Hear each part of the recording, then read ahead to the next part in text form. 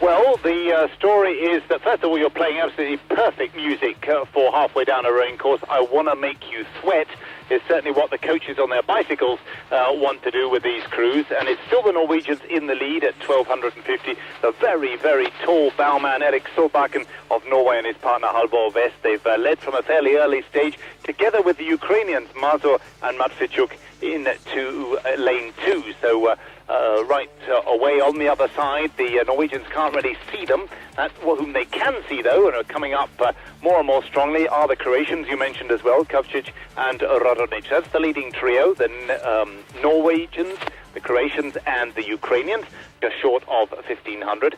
Then in fourth place, the Mexicans, who went off to a classically very fast Mexican start, Villalon and Estrada. They're in fourth at the moment. Behind them, the Bulgarian combination of Genev and Untov, and bringing up the rear at the moment, Campbell and Anderson of the United States. And we're moving now rapidly towards the 1,500 meter mark, and the Croatians have now overtaken the Ukrainians very definitely. They're about a canvas or so up now on the Ukrainians, and battling it out with the Norwegians for the lead. So the two fastest crews at the moment on the two lanes closest to the grandstand side, lanes 5 and 6, past another of the rubber dinghies of the lifesavers here this weekend, who have to be around all the time. I'm glad to say they haven't had a whole lot to do, but they, of course, are among the many volunteers who I'm very keen to thank each day for their enormous commitment to making this event possible, and, of course, also to keeping it safe.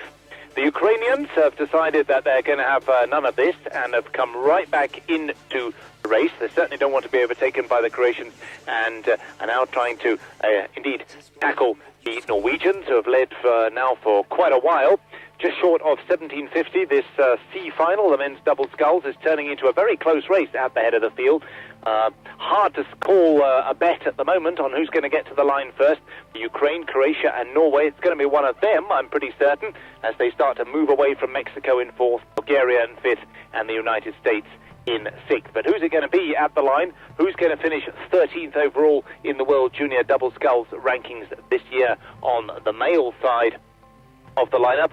Well, Norway and the Ukraine, they seem to have got the better final boat speed, perhaps left a little bit more in reserve, putting those long hours of winter training and summer regatta practice to best use. The Norwegians have lifted their act yet again. Halvor Vest, the stroke man, really winding it up as they come to the line, and I think that's going to be good enough for them to get there first, just ahead of the Ukrainians, with the Croatians in third.